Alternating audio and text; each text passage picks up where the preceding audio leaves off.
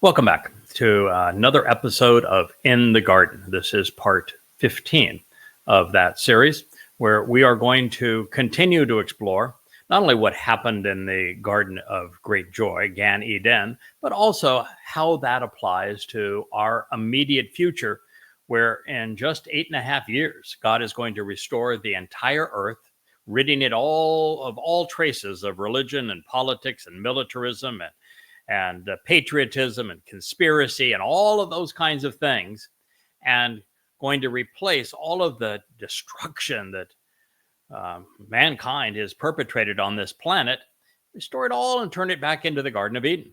And this is a home for the mortal remnant of Yisrael, who will have survived the upcoming 7 years of the time of Israel's troubles. And so we are explaining what transpired there to understand where we're going, but also to have a better understanding of what went right and what went wrong. And we're just now dealing with Yahweh's edict and sentencing regarding the serpent, who is Satan. He is even referred to as the adversary in this discussion in the opening text that I'm going to read to you. What was the consequence of him deliberately misquoting Yahweh's testimony? And understand, the difference between Satan's rendering of what God actually said and what he conveyed to Towrah is very small. And the difference between what God actually said and what appears in the Christian New Testament is very big. The difference between what God actually said and appears in the Quran is cataclysmically big. And there's also a very substantial difference between what God said and what appears in the Talmud, particularly in the Babylonian Talmud, as rabbis are arguing with each other.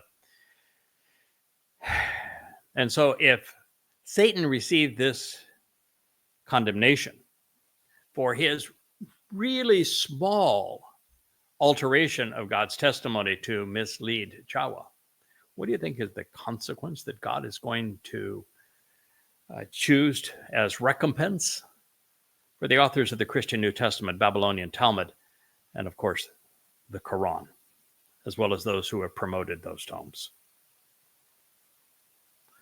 Something to think about as you listen to these words. It begins hostility and animosity, an adversarial influence. Satan is the adversary. I will constitute and establish between you, this is Satan, Satan, and between the woman, saying that Satan's primary ploy as he tries to influence humankind is with woman. And the reason that is so, God explains later in this same text, where he differentiates women from men and saying that women will have this overwhelming pining for their men and will be driven more by emotion than will men. And it's largely true, although it's a generality. There's some very rational women out there, and there are some really emotional men out there. In fact, we're entering a period where I think most women are acting like men and most men are acting like women. But nonetheless, this is the way that civilization has been for the millennia. And so God is just saying that he's going to attack humankind through woman. And between that which you sow, the seeds that Satan has sowed, Judaism, Christianity, Islam, progressive socialist communist politics, these are all seeds of Satan. And her offspring, which would be the people of the world, souls, those particularly who are derived from this first woman with an Asama conscience. It says, he shall crush your head. Now, Zerah was the word used for offspring here. Zerah is the operative verbal actionable root of Zeroah, of which there were three: Moshe, Dod, and Yada. And it is indicating here that one of those three, or all three of them, at different times, will crush the very brains, the leadership, this very source and beginning of Satan's influence. Now, when you consider what Moshe said and did, and when you consider what Dod said and did, and what I have written and said, even though Dod and Moshe are the two most prolific writers in God's story, up to this point, I have written more than both of them combined. And in this particular area, alternative of crushing Satan at the source and cutting down those he used to lead people astray, I have done probably 1,000 times, maybe 1,000,000 times more than Moshe and Dod combined. And that is because God asked me to begin by writing a criticism of Satan's most overt tome, the Quran. And I have the 5 volumes of that to show as evidence for it, called Goddamn Religion. It is the most irrefutable and comprehensive presentation of Islam's beginning and the Quran and Hadith as spoken by Allah and Muhammad, ever written. And then to do it again by writing a 5-volume set disproving Christianity, which is also essential in a different way to the salvation of God's people. They must understand the enemy of Islam that declared war on them some 1,400 years ago to survive to Dod's return. And they must come to understand the nature of Christianity to be able to perceive Dod as the Messiah, Son of God, Savior and returning King, because Christianity piled all of its lies right on top of the truth, and they have precluded Jews for centuries from recognizing this most profound truth. And of course, the founder of Rabbinic Judaism, Rabbi Akiba, did them no favors when he foisted a false Messiah on top of a false Messiah and led people further away from the truth rather than just uncovering the lie by presenting Mizmor 22, 88, and 89 to refute Christianity. So in this particular case, the one who has been given the primary task of crushing Satan's origins, who has written the book where Satan admits that he was there in Eden and that he did these very things, and the book that also takes him back to Eden as Satan in the Quran and in the book of Ezekiel, besting Satan at every possible avenue and thwarting Satan's ambitions now to make certain that there is a remnant of Israel who is not only part of the Shabuah and Towrah harvest, but is there as a mortal remnant prepared for Yahweh's return on Kippurim, is Yada. And then speaking to Satan, he says, and you shall press down upon his heel. This means that Satan's primary point of attack is going to be Yisrael. How do I know that? Because Jacob is the father of Yisrael. Jacob's name is based upon Akab, heel. And so it is the stance that Yahweh took with the descendants of Jacob that has to be thwarted for Satan to prevail and be perceived as the God of Judaism, Islam, and Christianity, and as the primary influence behind the brainless political platitude cult of libertard progressives. And so that is where he is attacking. And the reason for that is quite simple. Yahweh is coming back for his people. The promise of Shabuah and Towrah and Yom Kippurim and Sukkah is about a reunion with Yisrael and a restoration of the relationship with Yisrael. And if Satan was successful and precluded Israel from being reacquainted with Yahweh's name, which was the condition that was universal prior to our collaborative effort beginning 23 years ago. If they were unaware of what the real Messiah and Son of God, their Savior and King, Dowd, had accomplished with Yahweh, which was universal among all Jews until a matter of 2 or 3 years ago. And again, it's the collaboration I have with Yahweh that brought this out. If they were unaware of the impending time of the beginning of the time of Israel's troubles and what was going to occur then, and then what would occur 7 years later with Yahweh's return on Yom Kippurim, and they were not prepared for that meeting, then Yahweh would not return to the earth, and he would have no purpose other than to destroy it. So there's a lot at stake here with Hasatan going at Yisrael. Therefore, if you're going to be assigned the responsibility of awakening God's people, harvesting them, and protecting them, you have to go directly at Satan and smash him right in the brains. Smash him right from the beginning to the end. And that's why we began by exposing and condemning Islam, then Christianity and Judaism, and now progressive Muslim alliances around the world, because this is necessary if there's going to be a remnant of Israel, particularly one that can see the truth and act upon it. So Satan's reputation as Hasatan, the adversary, was imposed by Yahweh. That was the first word in this particular statement. And it is the most debilitating of all penalties, because it's the one thing that Satan wanted the most, is to be perceived as God's equal or even as the superior to God.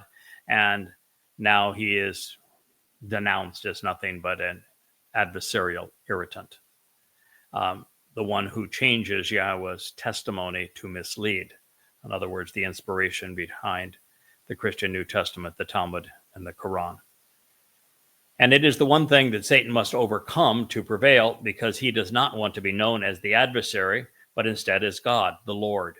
And it is why you will find repetitive criticisms of Satan in the religions which feature the Lord as God. He must repudiate that title to be perceived as if he were a god.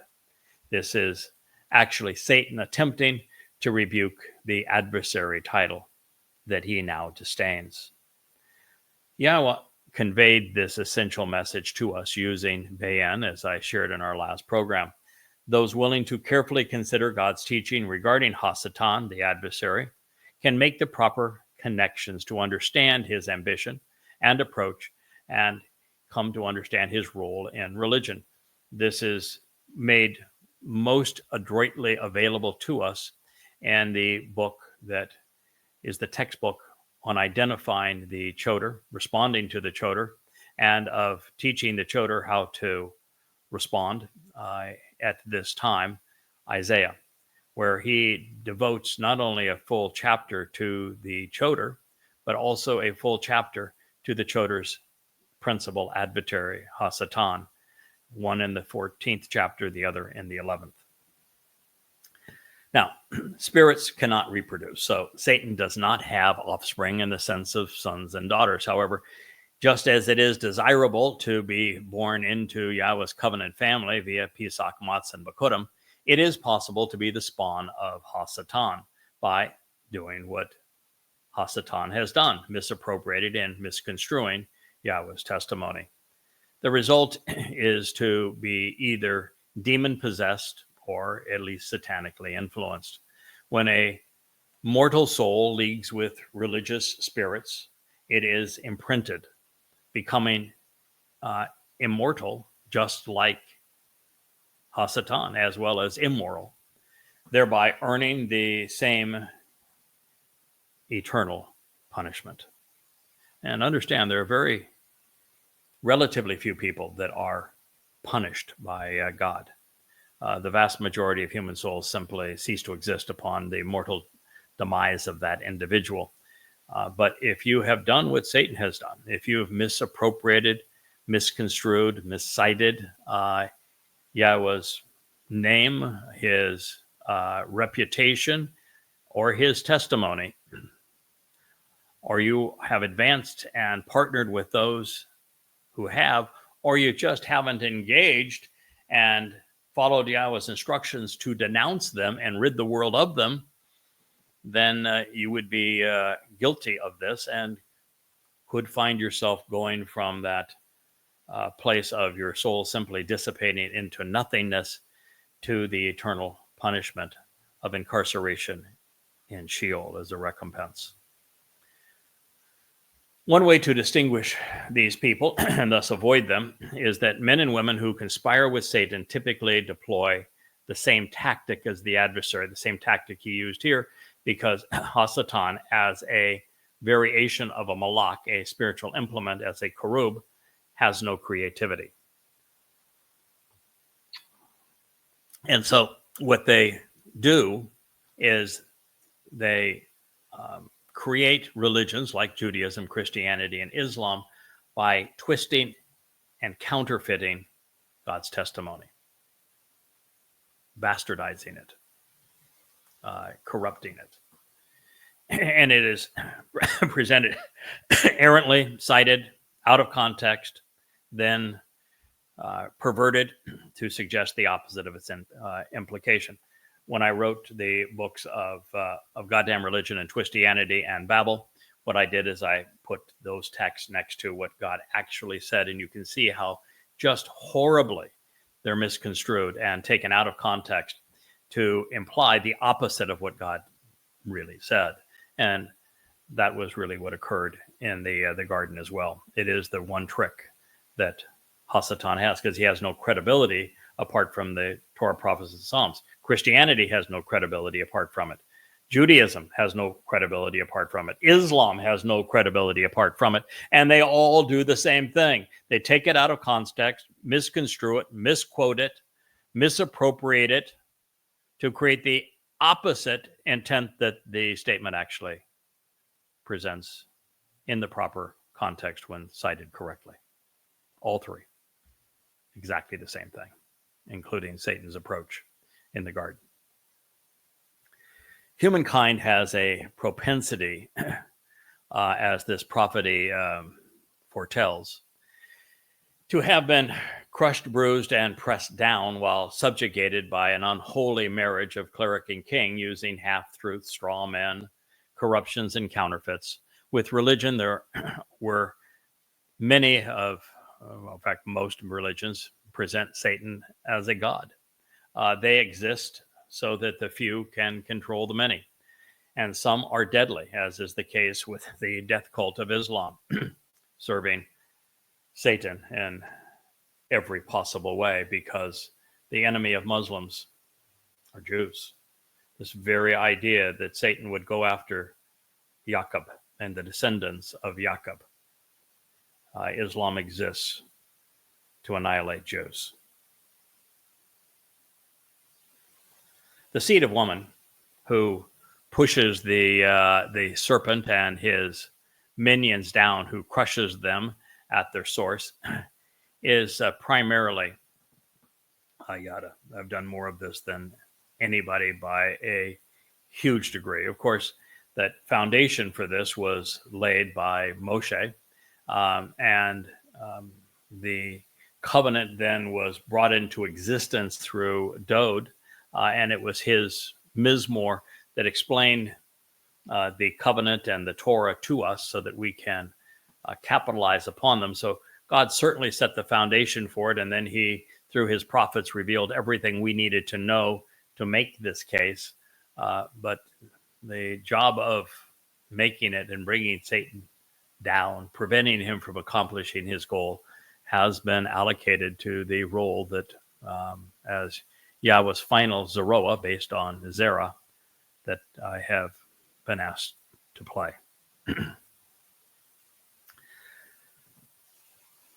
Therefore, Hasatan has used religion to batter Jacob, and therefore Israel's stance, his footsteps, his movement seeking to circumvent Jews from recognizing Yahweh in time, to participate in these harvests and in Yom Kippurim.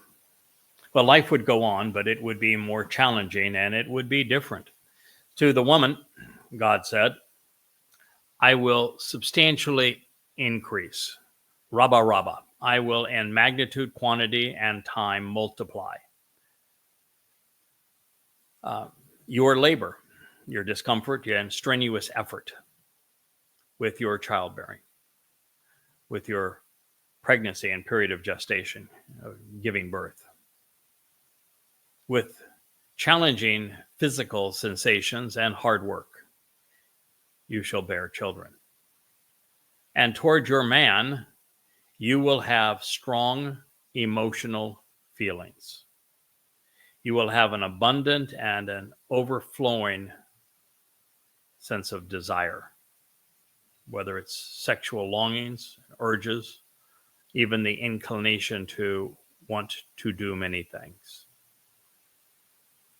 In addition, he will provide wisdom, sharing narratives with symbolic meaning, which with you, such that he will be more influential than you. Hu mashal ha'ata. He will be responsible for educating you. And he will use concise language, vivid examples, pithy quotes, and he will rule with you. He will speak of himself in comparison to you. The call stem reveals that this will actually occur in the relationship, while the imperfect conjugation tells us that the condition will be ongoing. This is Bereshith in the beginning, Genesis 3:16. Boy, rather than putting John 3:16 on billboards, people would have been better off putting Bereshith 3:16 on billboards. This is a far more overt statement of the relationship between men and women going forward from this time than has ever been written. And it addresses why very often we speak different languages, men from the head, women from the heart. As consequences go, this one would be mostly beneficial and, of course, completely fair. Towrah's ill-informed and irrational decision, combined with her egotistical desires and her lack of self-control, had censured life and removed Yahweh's protection, putting them at risk. Therefore, to remedy these issues, Yahweh would give Towrah the responsibility for restoring what she had truncated and harmed. Women made in God's image with a neshama conscience would bear and raise children, but without Yahweh's help, it would not be easy, nor always enjoyable, but life would go on and be sustained. Not only is childbirth the most rewarding and the most painful experience for women, but there is also the once-a-month period of messy discomfort and emotional upheaval, which makes it possible. Then, while actually giving birth would be exceedingly uncomfortable for some hours, this time would pale in comparison to the ongoing effort required to raise children from there. You think that a unborn child is a nuisance and, a big pregnant belly, and women say, well, I can't wait to bear this child. I want to tell you, they become infinitely more challenging when they're handed to you and say, now, deal with this. But there would be a silver lining. Relatively brief periods of pain would be overwhelmingly offset by the greatest joy life has to offer, being a mother. Having witnessed it and having listened to women speak of the ordeal and aftermath, even as a man, I understand that the pain is forgotten.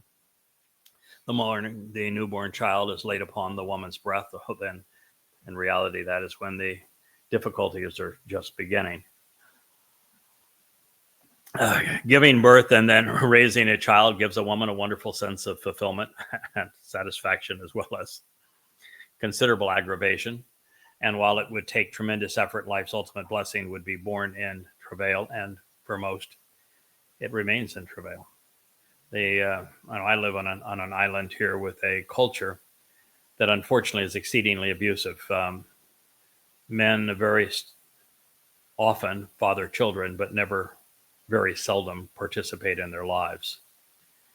And they then strike and physically abuse the women that they impregnated.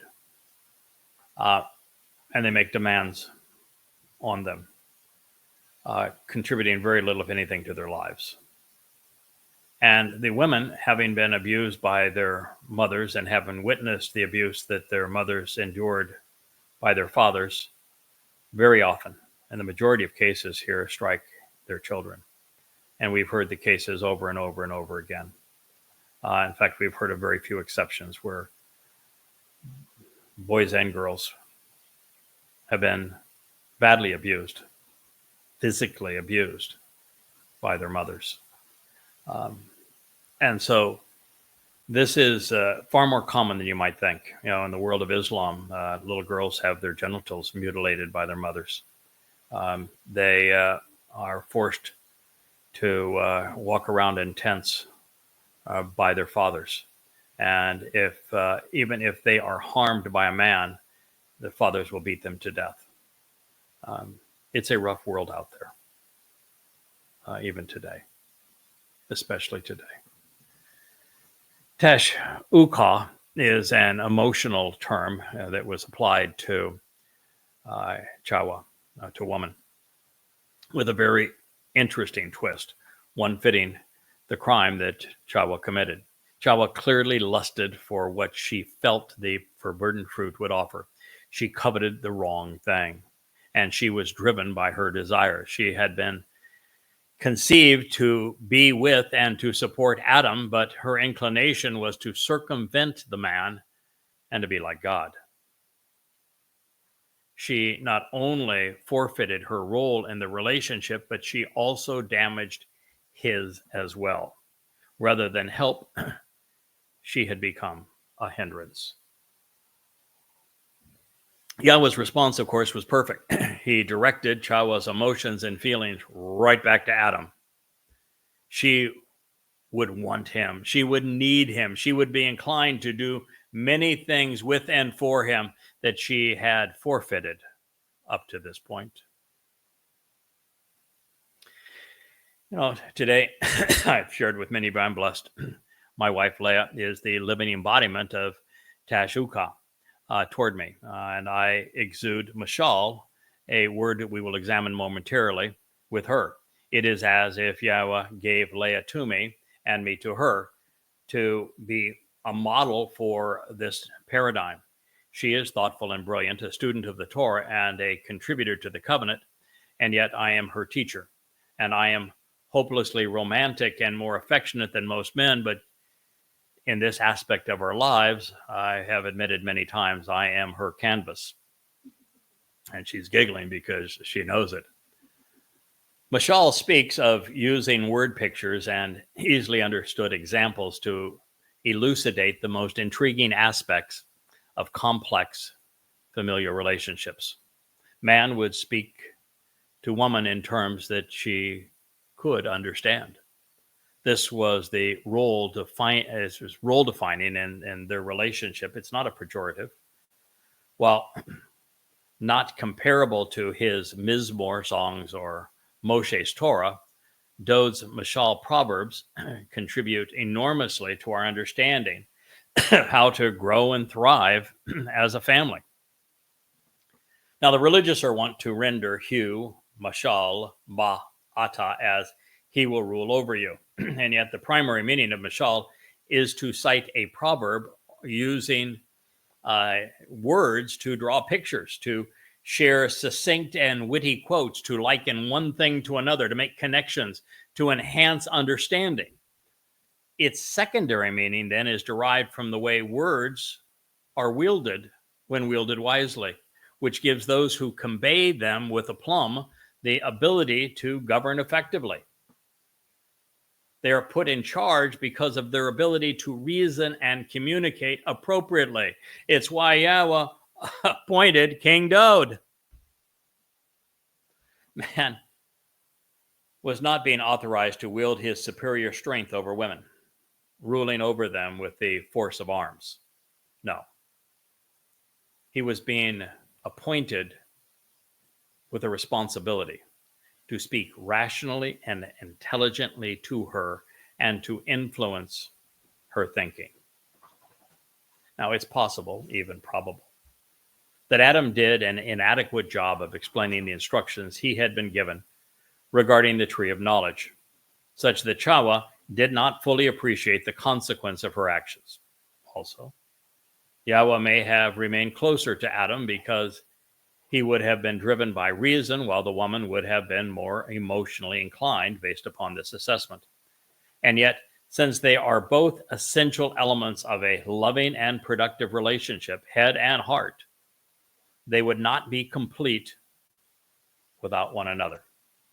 As I've shared before, Dode was cerebral and emotional, and he remains God's favorite child. So much of this, while curious speculation, helps us fit the pieces of God's puzzle together for a clearer picture. If I may point out a bit of religion's malfeasance, not only is mashal rendered inadequately and misleadingly as rule in most English translations, ba actually means with, not over. If God wanted to say over, he would have used al. Ruled over you, al, not ba. Ba means with. This means that even in the governance aspects mashal that apply to men must be rendered in conjunction with women, not against females.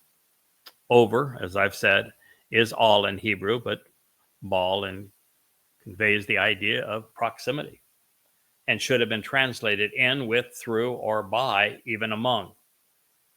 Therefore, the primary meaning, as you have just learned, of mashal is not rule, govern, control, or dominion, or even have one's way with, but instead to convey a message using a comparison which leads to understanding.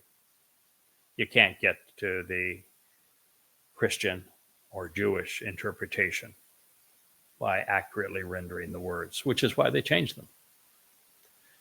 While it is not all of these words convey, it is nevertheless true that for most women, and when we examine human history, it's also true that men have ruled with women.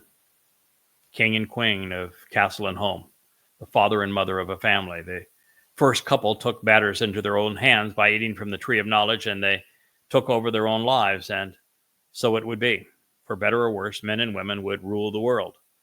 But it was the perfect sentence for this particular crime.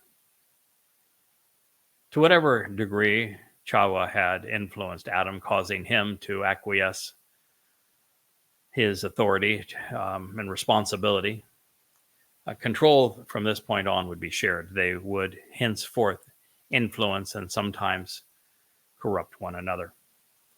However, when we rely on the primary connotation of mashal and consider it in juxtaposition to tashnukwa, then the picture is of reason complementing emotion.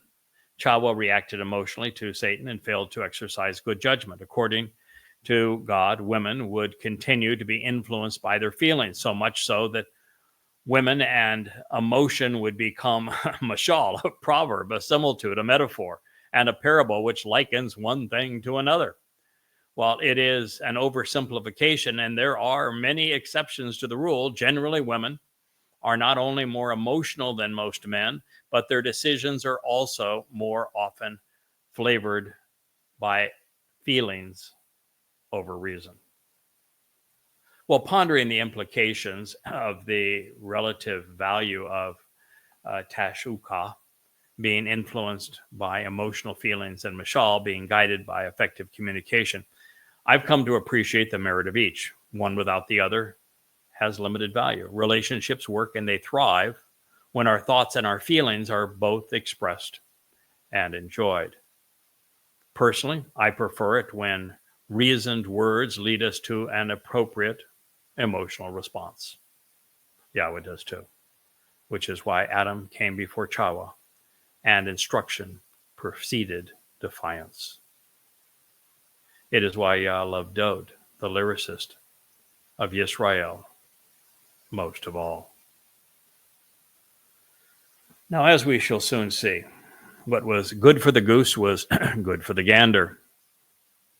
Ish a bone, translated your labor, discomfort, and strenuous work, does not, as most English translations imply, address labor pains. We know this because Adam will receive the same consequence. Therefore, Yahweh is not trying to torment women with childbirth, but instead is inferring that conceiving and raising children will be tumultuous. It is going to be life's greatest undertaking in terms of both being taxing and exhilarating, all combined together and genuinely being a lot of work. Among these lines, it is also interesting to note that there are three equally viable ways to vocalize esteb. Translated here as challenging physical sensations and hard work. Esteb depicts a difficult and challenging endeavor which requires considerable effort.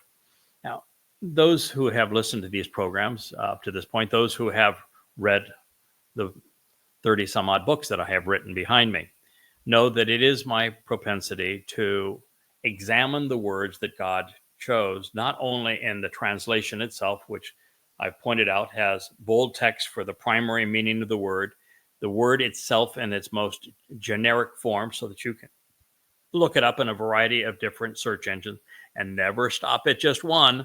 I have those who have a propensity to think that Strong's is the end all of definitions, but Strong's gets many, many things wrong. It is just a starting point for you to understand the meaning of words. And even beyond that, as I had to clarify a comment on one of my more recent programs using Isha, that they said, Isha, the fire and feminine fire, and Isha, woman, are different words. And they gave, different Strong's numbers to say out. Take away the diacritical markings, and both words are identically written with the same letters in the Hebrew text. So you do have to pay attention in this process. So I'm giving you the tools to do the job, but if you're going to do the job right in terms of validating these translations. Ein Tazde Bayeth can be vowel pointed astab, meaning worker or labor, as istab, the Hebrew word, can mean the physical sensation, pain, and trouble, difficulty of hard work. However, the same vocalization can be rendered vessel or container, and as osteb, the term communicates the concept of idol worship and that of an image which evokes devotion, as well as suffering, anguish, and an offensive state which is unfavorable.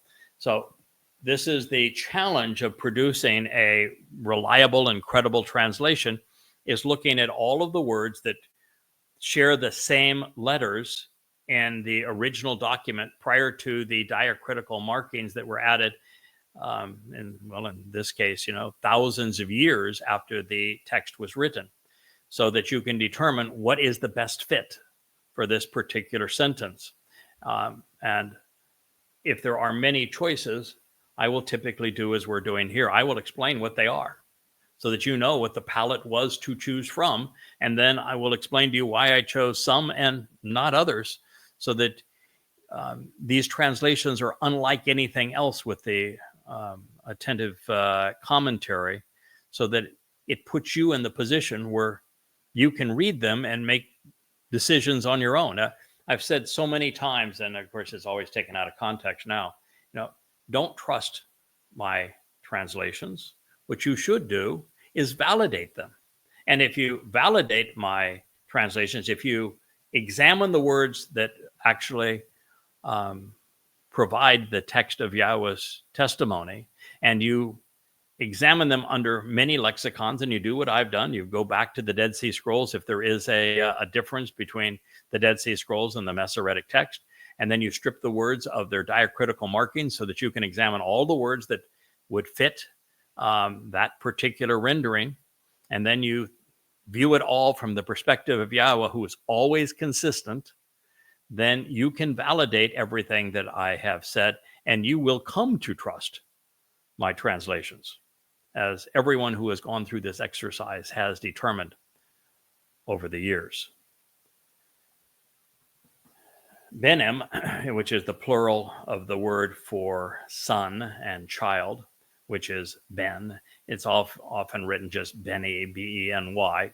A lot of words in Hebrew will remove a letter in the normal communication of it. So it's presented mostly Beni Yisrael, for example, the sons or the children of Yisrael. It is derived from Bana. Bana means builder, the one who restores a family, establishes a home. The one thing about Bana is that it means to build and to rebuild, to establish a firm basis and restore, to favor prosperity and abundance. As such, Benim, or Beni, speaks of the establishing of the covenant, which is a familial relationship agreement, and a home, a household, and of restoring it. The seed of woman would do these very things. In the Hebrew mindset, there is much more to Ben than son, at least compared to the way it is understood today.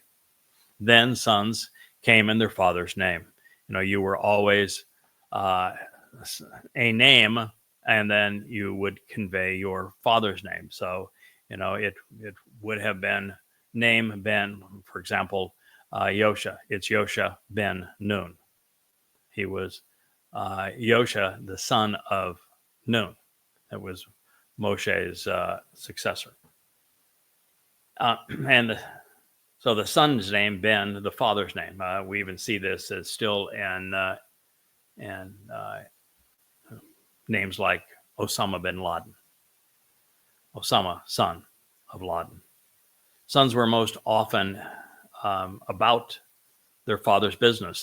They were to represent their father with respect to Yahweh, though David was all of these things.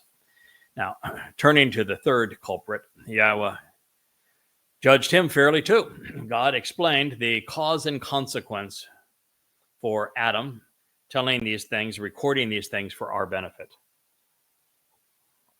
This reads, "To Adam, he said, because you have listened to the voice of your woman, and you have eaten from the tree, which for the benefit of the relationship and to get the most joy out of life, Asher, I instructed you, saying, do not make a habit of eating from it. Has the earth, so because I've said this to you, the earth has been cursed and has become annoying in this way because of you." So I sort of tripped over the end of that. I apologize, but the message is, Adam, I asked you to listen to me. I communicated using my kol voice, something, by the way, that Israel has not heard in 3,400 years, because they told Yahweh, we don't want to listen to you or see you again, very early on in the Exodus. But they will hear Yah's voice again come to Towrah. Because you have not listened, Shama. Now, God says all the time, listen to me. And instead, the religious, particularly Jews, yabber to God instead in their prayers, not listening to him. Because you have listened instead to the voice of your woman, the Isha, and have eaten from the tree. Because you've done these things, which for the benefit of the relationship, I told you, do not make a habit of eating from it. The earth has been cursed and has become annoying. Arar. has been inflicted, injured, and harmed, and will be vexing and infuriating. In other words, this perfect garden that I created to you for everything to respond and to be nurturing for you, you've turned it into a mess. It's going to respond to you as you responded to me.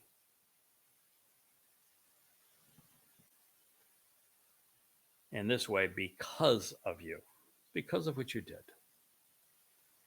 If you don't listen to Yahowah, even now, bad things happen.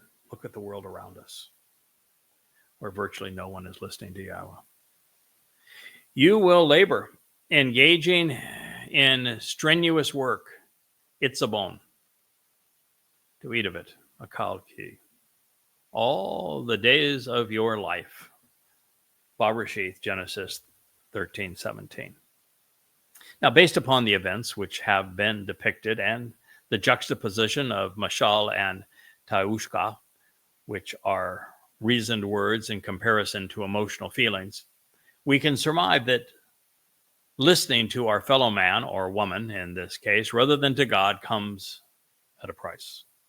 In the struggle between head and heart, the order of things remains important. To avoid the catastrophic ramifications of misguided responses, we must ponder the implications it may have on our and other relationships with God. Well, it is a small thing among much larger issues. Yahowah was not telling men that they shouldn't listen to their wives. We know this because later in Bereshith, this very book, God will tell Abraham to act upon Sarah's advice regarding the removal of Ishmael and Hagar. Since he is not capricious when it comes to his family, the feminine perspective has merit.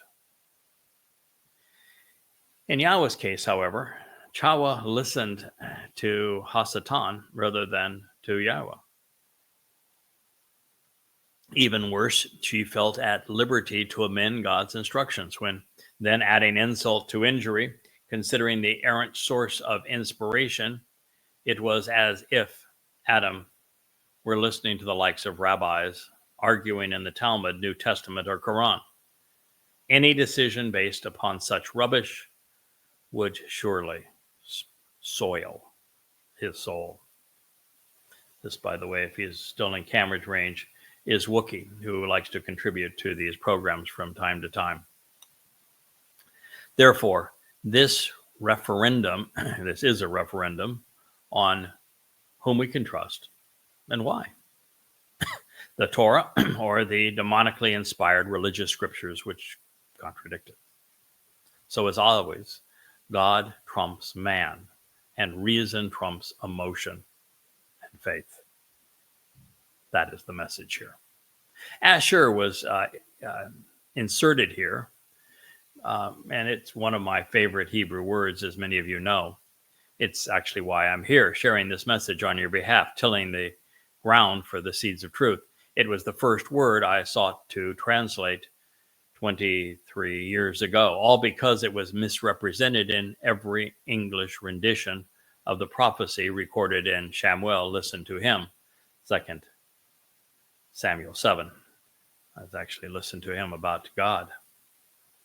Asher is so much more than a relative pronoun. As a verb, it speaks of advancing and progressing in a relationship by way of walking in a straightforward path, of being led along it in the right way so as to be blessed and to be happy with the result. It is to prioritize positive aspects of a relationship by encouraging others to consider the potential benefits. Asher, therefore, is to guide someone in the way to live an upright life by moving in the proper direction such that they derive the greatest meaning from their existence. As a noun, Asher projects being happy, joyous, and blessed as a result of one's steps and strides in life. This cheerful state is achieved by walking along the certain and correct path to be secure and free from harm. And as a proper noun, Asher was Jacob's son. and the father of the tribe that bears his name. Therefore, Yahweh's Shawah, his instructions, were offered such that Adam would, Asher, be properly guided in the relationship to get the most out of life, even in his fallen state.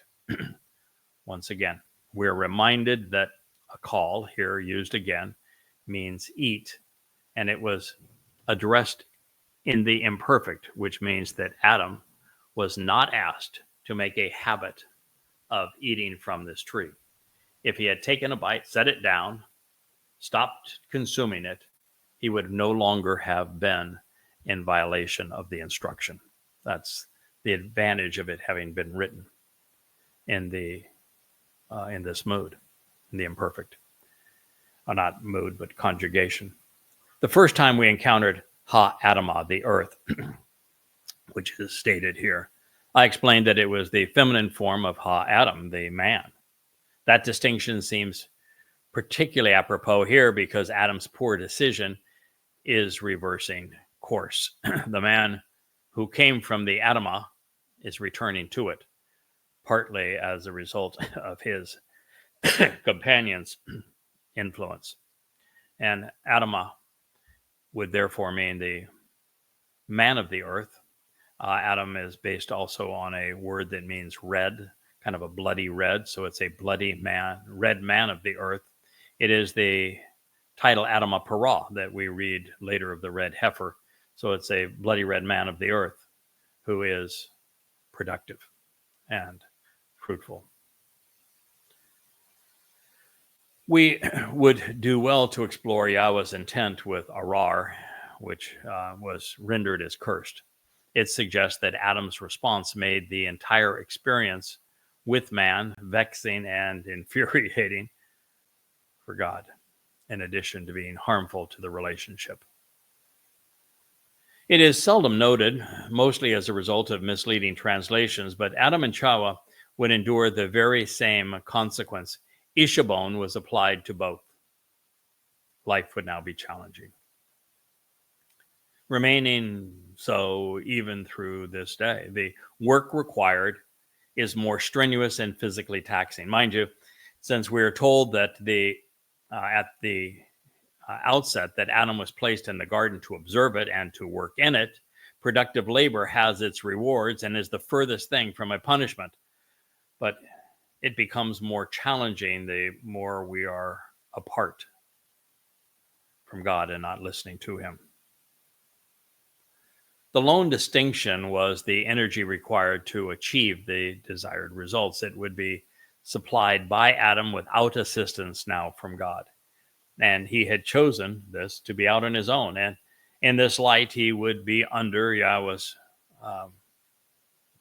when he was under Yahweh's protective care, Yahweh provided a wide array of wonderful things for him to consume. And now that Adam was on his own, he would have to feed himself and provide for Chawah and for her offspring if they were to survive.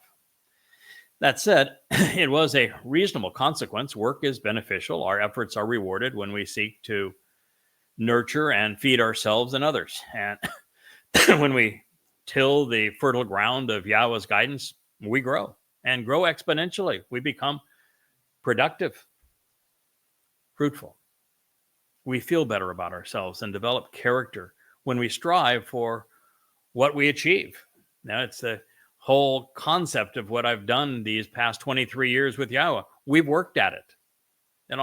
Now I can have a sense of accomplishment because for 23 years, 10, 12, 14 hours a day, I have devoted myself to understanding the word of Yahweh as he conveyed them to us, and have been able, with active thinking, discipline, procedures, to come to understand what his message means to our lives and how we apply it and capitalize on what he is offering and expects in return.